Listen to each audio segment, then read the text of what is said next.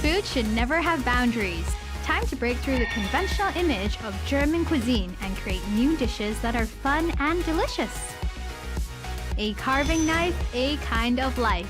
The art of ivory carving, which has been passed down for thousands of years, can also keep pace with the times.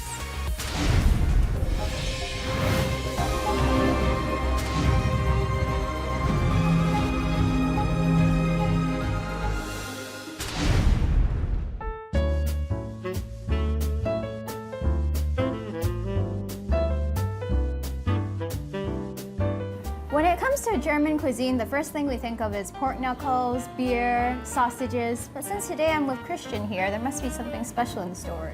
Today, what we're gonna have is traditions, yes. Innovation, for sure. But most importantly, in this meal, it's all about fun. Oh, great. Are we going to Germany? Let's go to Germany. All right, let's go.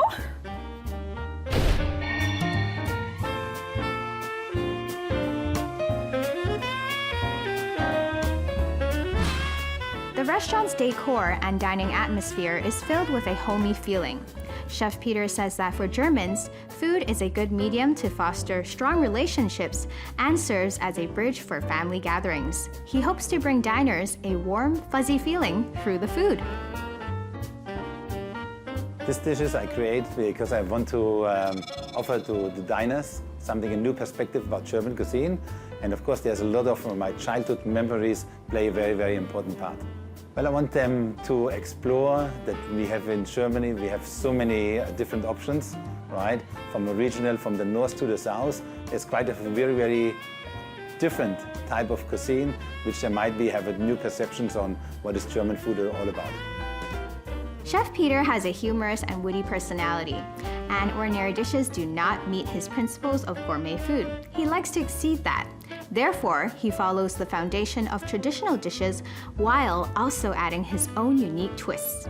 So for me, of course, I'm creating each dish have something authentic and traditional, but we do it the redefined German version. So the lobster, the Frankfurter green sauce is typical for my area. I'm living close to Frankfurt. It contains 7 herbs. And it's a typical dish. We're eating it for many, many garnish. The original one is with a hard-boiled egg and potatoes.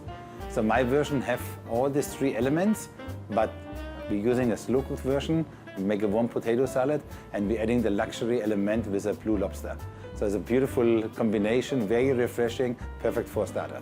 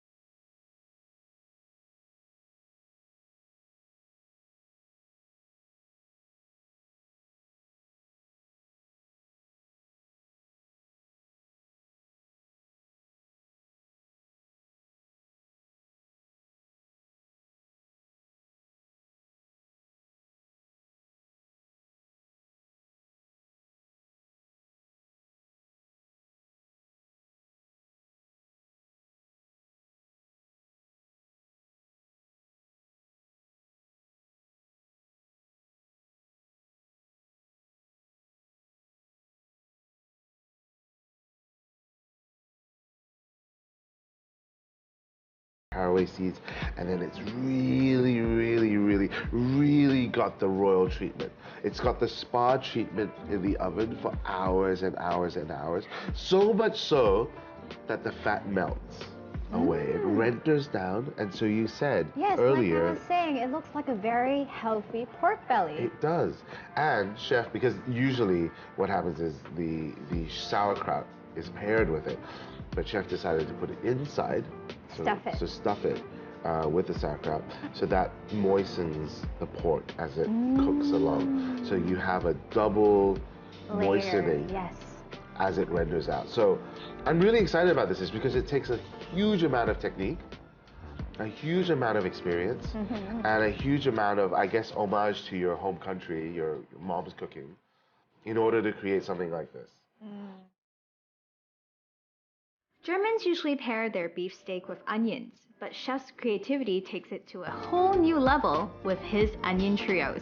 Onion puree, dehydrated onion, and onion confit are served with his traditional German hand-shaped noodles.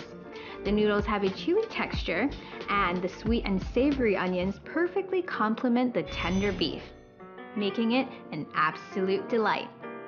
And that's paired with Spätzle, which is my favorite. So when I lived in Switzerland, this is what we ate every Friday. Oh, is it? Every Friday, this is what we ate, Spätzle. This is my first time trying this noodle. And to me, I thought it was onion rings. Because it looks very healthy. And it doesn't look like carbs. So it's very appetizing to me.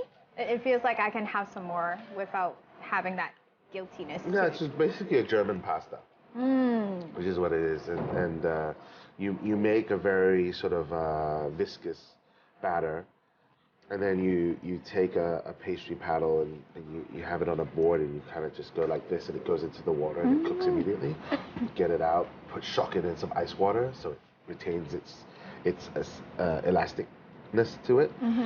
And then you pan fry it with oil or butter or whatever you want to pan fry it with. So seemingly easy. The process is quite flavor long. Yeah. is so good. All right, beef with 3 types of onion. I like the coloring of the beef. It's a nice marbling, and it's the color of the sear is just on point. It's just on point. It's a reverse sear, so he's done very, very little to it to take away from the beef flavor. And so for me, it's perfectly cooked. And all the condiments, it's a very old school way of approaching now. A lot of people nowadays, they like to put a lot of flavor into the meat and kind of take it away from it. Now this one, you've retained the perfect flavor of that beef. And the onions really gets that out too. The sweetness, the natural sweetness of the onions, cooked slowly, it just really, really is appetizing.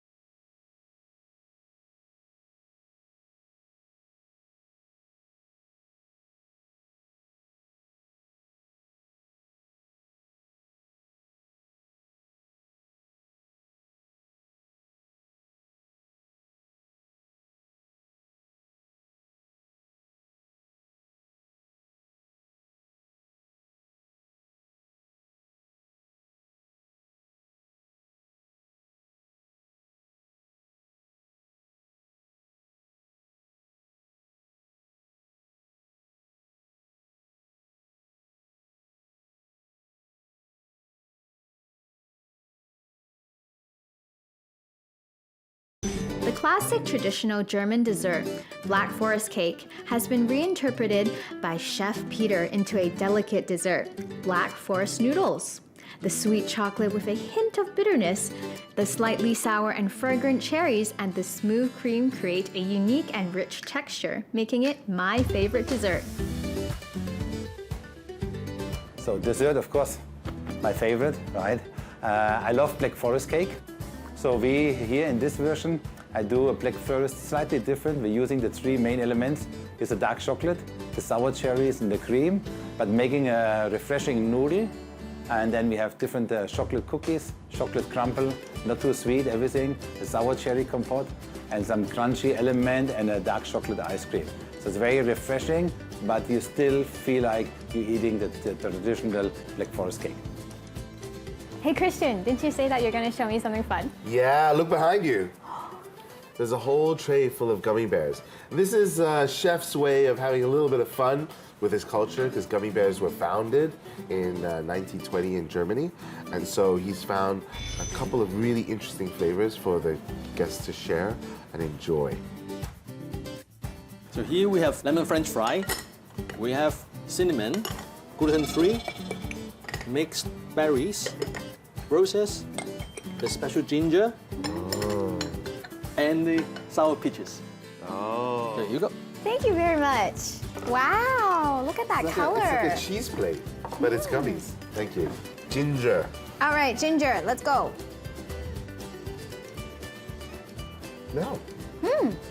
That is quite interesting. The spiciness comes out slowly. Yeah, but once it's melted and the flavor's out there, it's quite strong actually. It's like a Chinese dessert almost. All right, last one for me. All right. Cinnamon. Whoa. I love cinnamon. That's really cinnamon. It's really Christmas.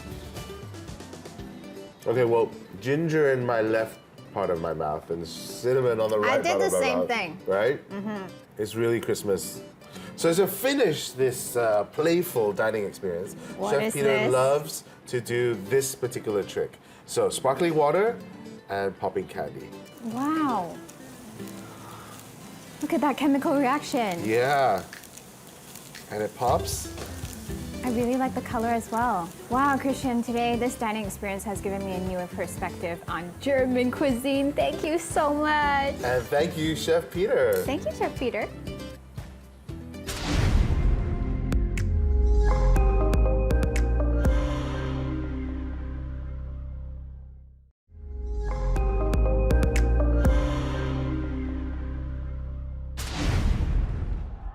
As times change, many traditional art forms may perish as a result of technological advances, a talent gap, as well as a lack of artisan successors. An example of an ancient art form suffering this exact fate is ivory carving, which has thousands of years of history. Let's learn about this Chinese art form born out of a knife tip.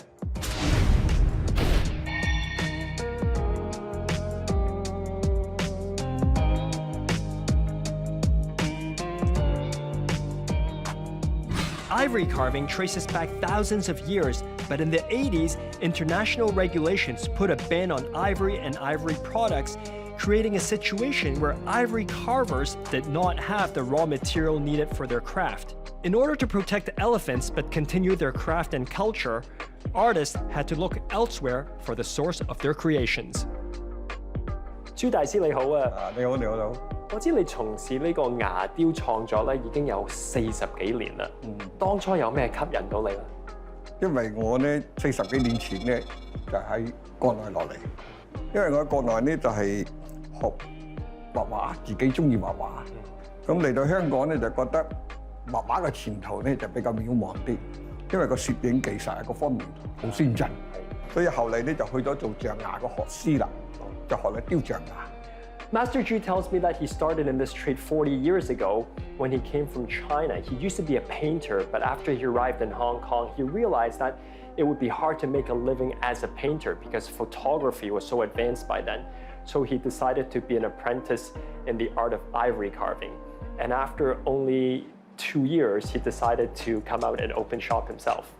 而家咧就有好多替代嘅原料啦，例如係牛骨啊，或者人造嘅象牙。咁最後咧就揾咗呢個猛獁象牙。猛獁牙咧後嚟選嚟選去咧都係要牙雕，因為牙雕咧佢吸光嘅，佢係有機嘅寶石，佢係有水分同埋鈣有機離嘅山象，所以佢帶有黏性，類似纖維。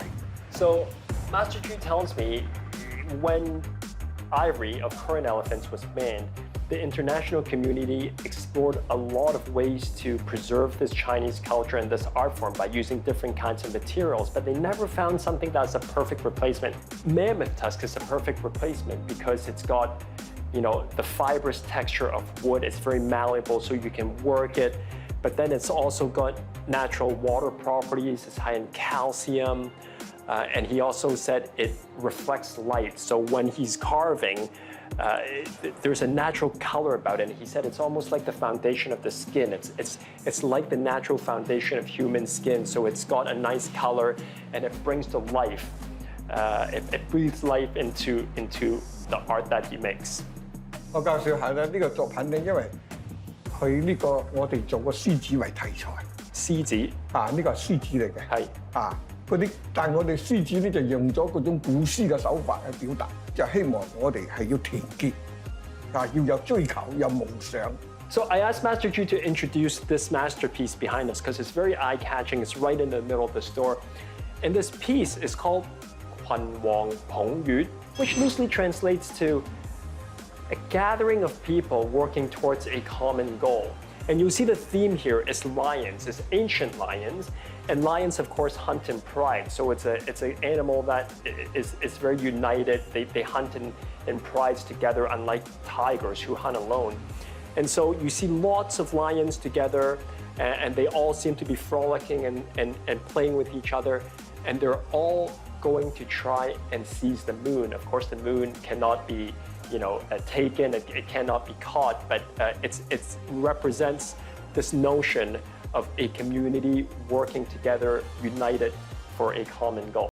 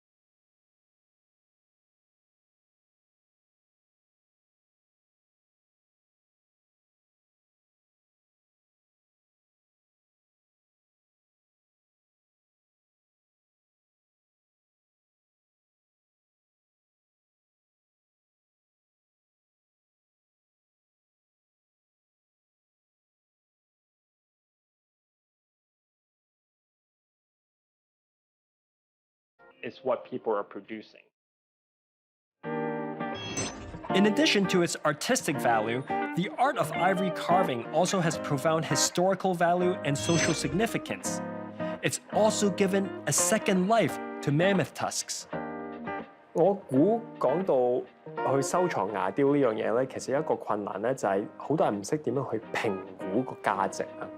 你喺呢方面可唔可以俾一啲意見俾我哋咧？收藏呢個牙雕咧，嗰個都係講自己嘅鍾意，但係咧仲係好關鍵嘅咧，就睇佢嘅雕工啊，精雕細琢。So a lot of people, I think, want to know, if you want to collect ivory or mammoth tusk, what are the things to be looking out for? Master Zhu gave some very simple advice, which is, it all depends on what you like. Master Zhu said the skill of the artisan definitely matters, and you can often tell a piece whether it's been made by someone who has skill versus a piece that's just mediocre. Another thing to look out for is how prevalent is this piece in the market? If you see kind of copies of it everywhere, then it's not going to be as valuable as something that's unique, right? It's a one-of-a-kind kind of creation. So the subject matter is also important.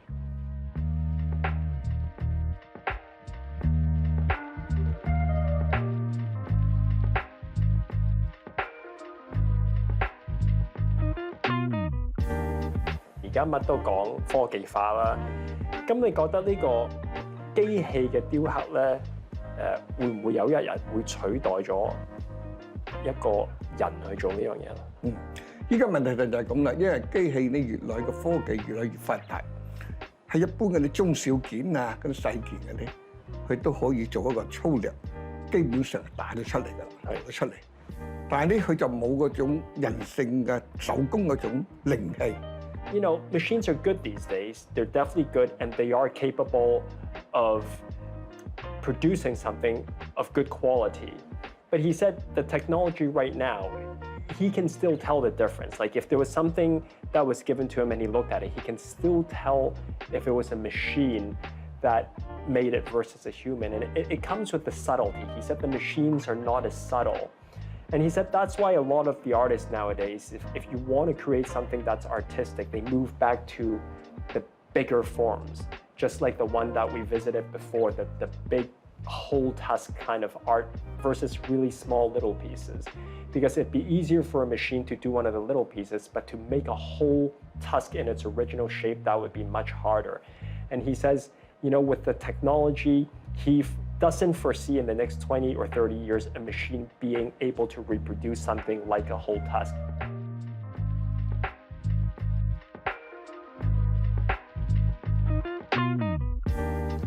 A carving knife that represents the pursuit of a lifestyle.